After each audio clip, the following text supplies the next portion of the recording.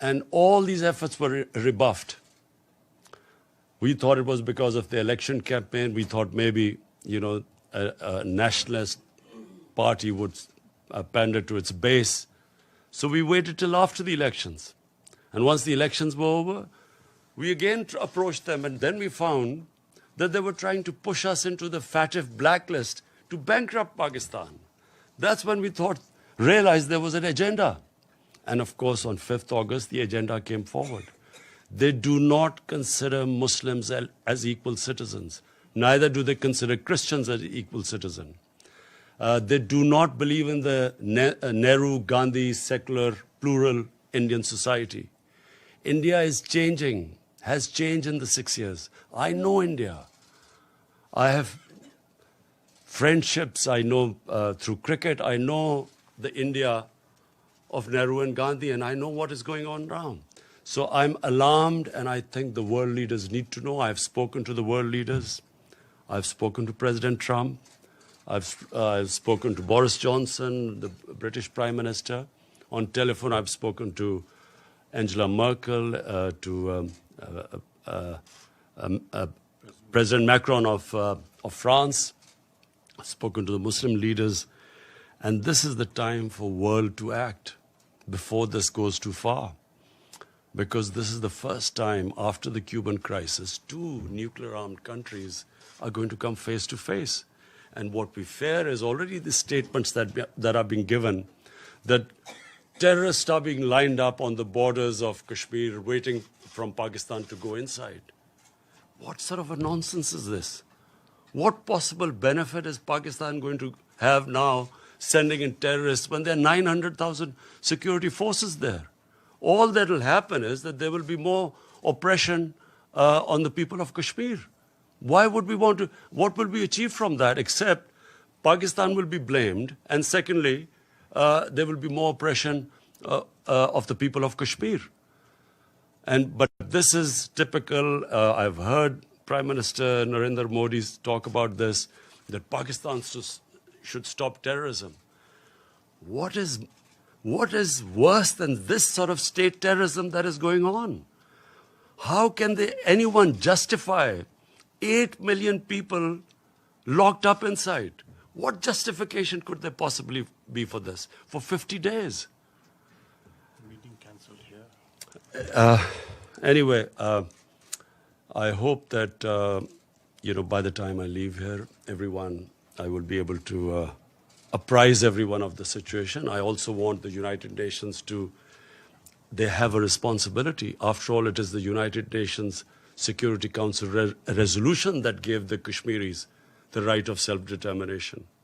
And what is happening to them right now, responsibility lies on the United Nations too. And also, I think, finally, of the world leaders, the big countries, the powerful countries, I would urge them to look beyond big markets. There are certain, if this thing goes wrong, the effects will go way beyond the borders of the subcontinent. And this obsession with big markets and trade and all that, this is serious. And I again repeat, we do not know what will happen after the curfew is lifted. And my fear is that with 900,000 troops there will be a massacre. Yes, Mr. Prime Minister. Wait, Mr. Prime Minister. Michelle from Reuters, please go ahead. Thank you, Prime Minister. Michelle Nichols from Reuters. On behalf of the UN Correspondents Association, thanks so much for the news conference. There was a report earlier, as you said, you met with President Trump yesterday. There was a report earlier today that President Trump has asked you to mediate between the United States and Iran. Is that true? Can you elaborate? Has President Trump asked you to take a message to President Rouhani? Before President Trump, I stopped over in Saudi Arabia because of the drone attacks on their oil facility. And I spoke to Prince Mohammed bin Salman, and he also asked me to talk to the Iranian president. He knew I was meeting him. And so also President Trump asked me that if we could de-escalate the situation and maybe come up with another deal. So I did convey this, and yes, we are trying our best. It's an ongoing thing, so I can't reveal more than that. So, sorry, just a quick follow-up. So, yes, you are now mediating between the United States and Iran. And when did you speak with President Rouhani? I immediately spoke to President Rouhani yesterday, after the meeting with President Trump, but I can't say anything right now more than this, except that we are trying and mediating. So, how do you think the situation can be escalated? I'm hoping that that there is no conflict. You see, I do not believe that conflicts actually resolve anything.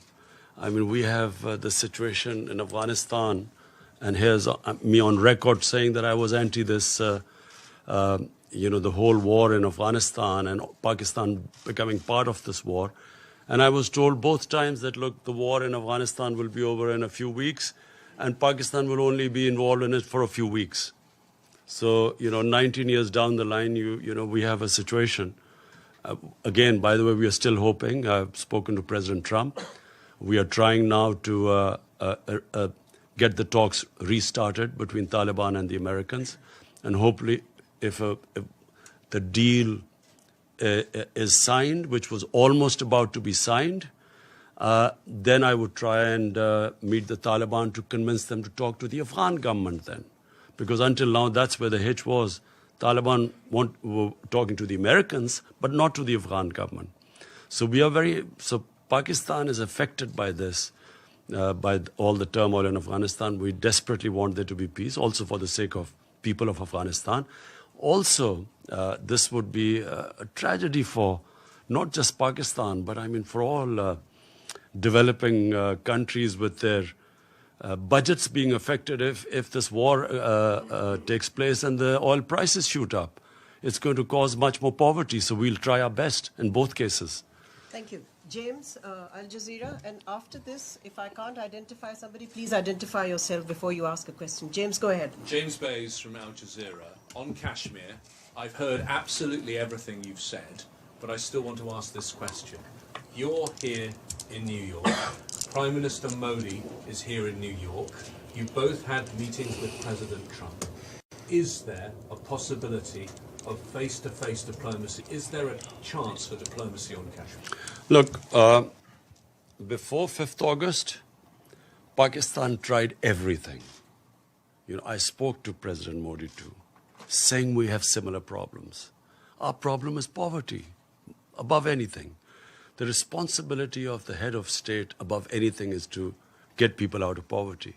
And conflict is one that creates poverty. And sadly, as I said, there was no response. Now, after the 5th of August, I'm afraid what is the point of talking now? What they had done to Kashmir, unless and until they lift the curfew and then restore that Article 370, there's no chance of talking. So that's why we've asked President Trump and other world leaders to intervene. The lady in pink right here. Thank you very much. Mr. Prime Minister, you're a man of enormous sophistication, and you're aware, I know, that there are very often forces behind the kinds of conflicts you're facing now. You have mentioned the Security Council. Now, one of my concerns, if this issue becomes before the Security Council, is there has been a tendency to attack Islamic countries, Iraq, Libya, and now Syria. And wouldn't it be risky to get the Security Council, with its multiple interests conflicting, involved in this? What would your expectation or hope be? Look, I mean, if ever the Security Council has to move, it's now. And I'll say for two reasons. One, the people of Kashmir are suffering simply because the Security Council could not implement its decision to allow them the right of self-determination. The 11 resolutions. So it's their responsibility. 8 million people are locked inside for 50 days. It's inhuman. So what is the Security Council for then? Second, this has a potential of of the unthinkable. Two nuclear-armed countries face to face. Surely the Security Council came into being to stop this. I mean, this is as bad as it gets. Yeah. So here's me, the reason I started by saying, I would not have come out of Pakistan because, we are just about coming out of a really difficult economic situation and governance issues and fighting a corrupt mafia. I would not have come here. But I'm alarmed because here's me, there's one prime minister that side, there's one this side. A sane mind can't think of a nuclear war. No sane mind can think of it. We grew up after the Cuban crisis, and all of us sort of knew that the Cold War was there because the other war was unimaginable. But when you have what you have in India right now, and I say this who knows India, this is an ideology, a racist ideology, which believes in the supremacy of a Hindu race. The other races are not supposed to be equal. How do you reason with them? How do you reason with what they've done in Kashmir? I mean, would you expect a civilized society to do what they've done? I'm locked in, 8 million people. So therefore, I'm worried that if this goes on, there can easily be a miscalculation. And that's why the United Nations must act. Mr. Prime The lady in the white suit at the back, please identify yourself. We'll come to you, Mateen, in a minute. Let's just take some Anka members. Thank you very much. My name is Nazira Azim Karimi. I'm Afghan journalist. Mr. Khan, as Afghan people are a high expectation from you because you're peace ambassador. You are very famous soccer player. Million of No, cricket. Ball game, more or less the same. Ball is involved. very famous.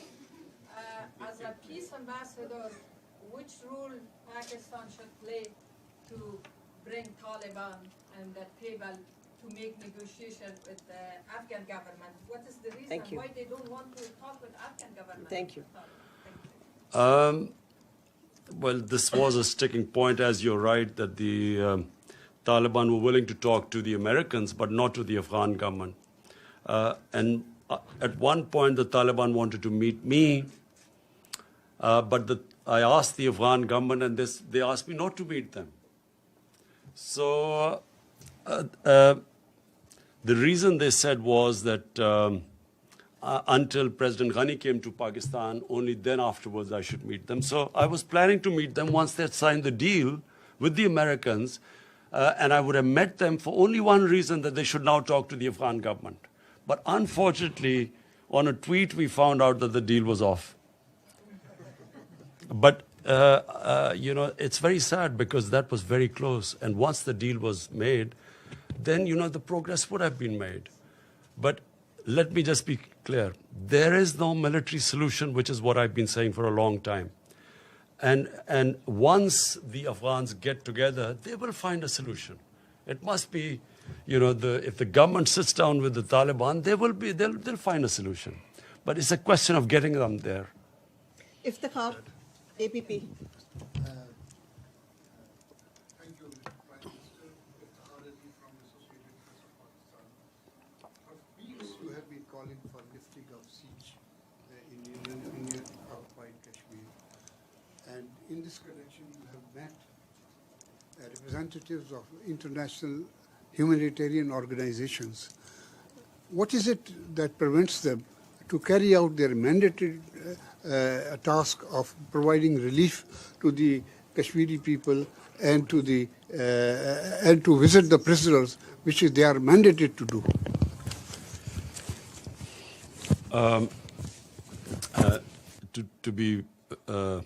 To be absolutely frank, I am a bit disappointed by international community.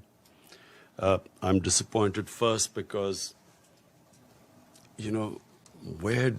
if 8 million Europeans were put under siege like this for 50 days, or Jews were put under siege, or Americans were put on siege, well, forget Americans, even 8 Americans were put under siege, but I'm talking about any other. I mean, would the reaction have been the same? They make statements, and there is no pressure as yet on Narendra Modi to lift the siege. So we will keep mounting the pressure. And I will tell the UN, I'm speaking on Friday, I will tell them that if there is a massacre, what are 900,000 troops doing there? When India says that, Pakistan is sending these terrorists, 500 terrorists, what can 500 terrorists do in front of 900,000 troops? Why would you send 500 terrorists as what they're saying? 900,000 troops are not to fight terrorists. They are to control, intimidate, and subjugate a population. And population, the entire Muslim population, I mean. This is why it is going to have repercussions far beyond Kashmir. Because 1.3 billion Muslims are watching this. Where is the world community? Where is the international community? Where are laws? United Nations Security Council had given them that right of self-determination. And what is happening to them now? So this will have repercussions. It's going to create radicalization. This is going to get worse. I'm flagging it right now because this is just the beginning. Once the curfew is lifted, God knows what is going to happen after that. Do they expect that the people of Kashmir, who've already lost 100,000 people in over 30 years, do they think that just because India has revoked Article 370, they will quietly accept the status quo? They will accept that India has taken over and annexed Kashmir? Of course, this is going to be there's every likelihood of there being a massacre. So the world community will be responsible. Mateen Haider. Can I just add to what the Prime Minister said to your question, sir? The President of the ICRC met the Prime Minister yesterday, and he said that in order to go and operate in Jammu and Kashmir, Indian occupied side, they need permits. They've applied for permits, and they have neither been refused nor been given permits. So practically, they're inaccessible. Yes, Mr. Prime Minister over here, Mateen Haider, Jyoti. So you just expressed disappointment over international community's cold response. But you are saying at the same time you are making all efforts, meeting world leaders. What is the reason India is unmoved? And when you met President Trump, again he said that he is ready to mediate if requested. So when he will be requested, and second part of it, how serious is the threat of attack or adventure from the Indian side, and what is your defense preparation? Do we have the capability to thwart any possible aggression from India with full force? Thank you, Mr. Prime Minister. Look, I'm disappointed because I really feel, now, not as a Pakistani Prime Minister, as a human being, I feel disappointed that how can the world community stay quiet when 8 million people are being treated worse than animals? It's just simply disappointment coming from there. Secondly, I know why the response is lukewarm, and I know why Mr. Modi is not pushed at the moment.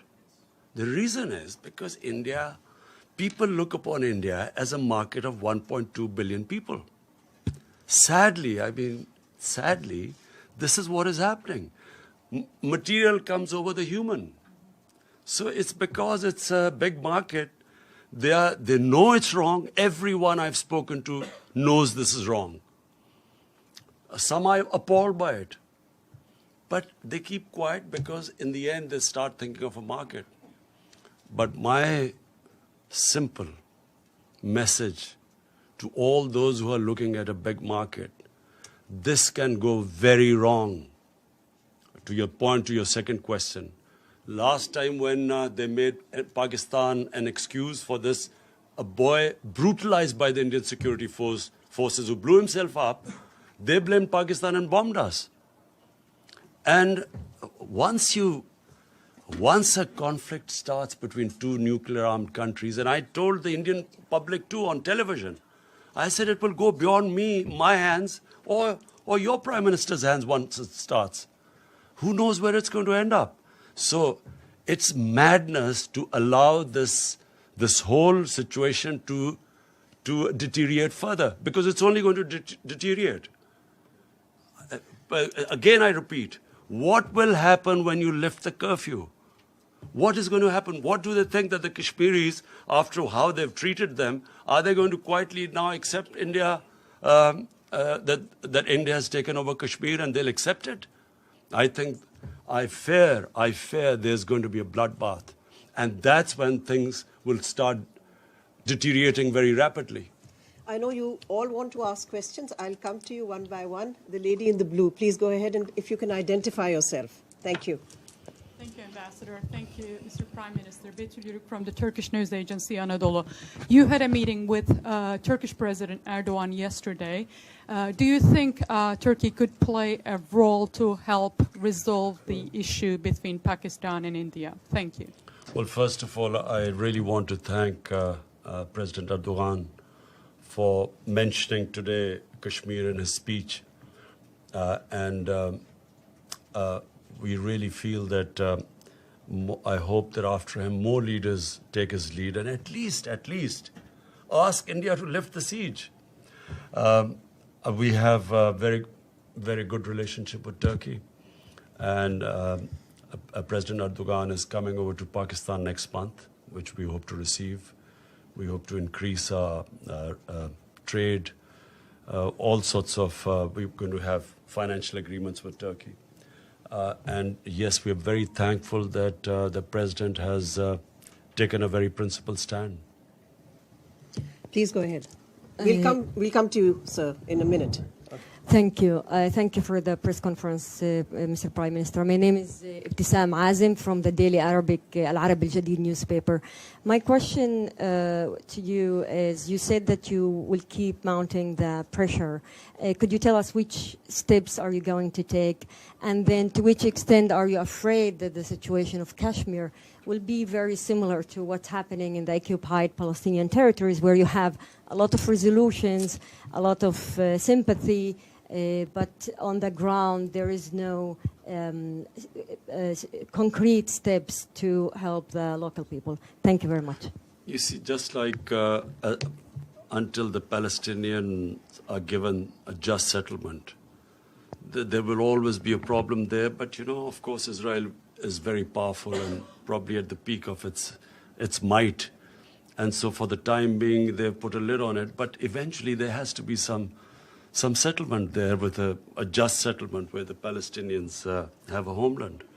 I think that Kashmir is going to be a bit different.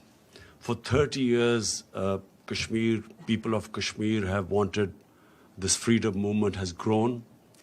Today, the act done by the Indian government of shutting people in their homes for 50 days has alienated the entire spectrum of Kashmiri public.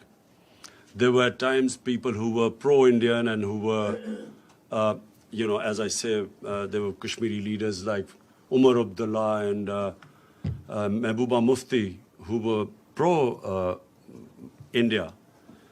Today, no one will be able to ever get a vote in Kashmir who's pro-India because of what they've done. And they've actually, what the BJP government has done is it has actually told the Kashmiris that you're not equal human beings. They do not consider them human beings. Only, hence, a mindset can put people inside what they've done.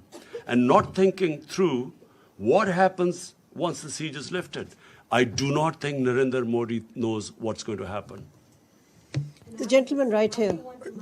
Yes. After this, we are going to have an OIC summit meeting.